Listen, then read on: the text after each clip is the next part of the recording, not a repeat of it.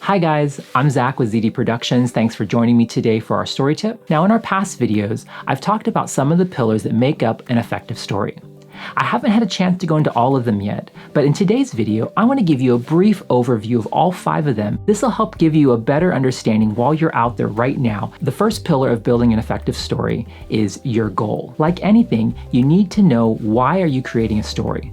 What are you trying to accomplish with your story? The second pillar is your audience. Your audience is who's going to be watching your story. Your audience can be donors, they could be volunteers, they could just be the public in general. But you need to know, who are you making this video for, so that you're able to tailor the story and the message for those people. Goal and audience go hand in hand. One informs the other. Depending on what your goal is, could help you determine, well, who is your primary audience that you want to be watching this video. Conversely, if you already know who your audience is going to be, you can then determine, well, what is the goal? What do I want these people to do after they finish watching this video? The third pillar of an effective story is your plot. What is your story about? Your story will vary depending on what your goal and what your audience is. The story that you're telling in your video needs to be relatable to your audience and help you reach your goal. Just because a story about your organization is very heartfelt and very emotional, if it's not something that your audience can relate to and it's not helping to move them towards your goal, it's not going to be an effective story. An important part of your video is going to be your character, which is pillar number 4 of an effective story.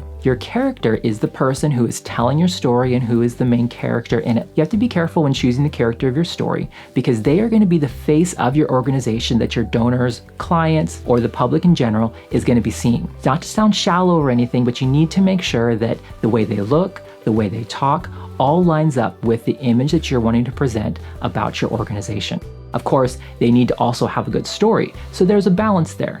You can't just choose the best looking person out there, because if they don't have a powerful story, if they can't communicate it effectively, it's not going to go anywhere. The fifth and final pillar of an effective story is location. The locations in your story help add authenticity to what the main character is talking about. When you're actually interviewing your main character, where you're interviewing them will also help add authenticity to the story they're telling and make what they're saying even more believable. If the main character is talking about how your organization has come into their home and help them with a problem or a need that they have, but yet you're interviewing the person in a high-rise office building with downtown LA behind you, might be a beautiful shot, a great location, but it has nothing to do with the story that you're telling.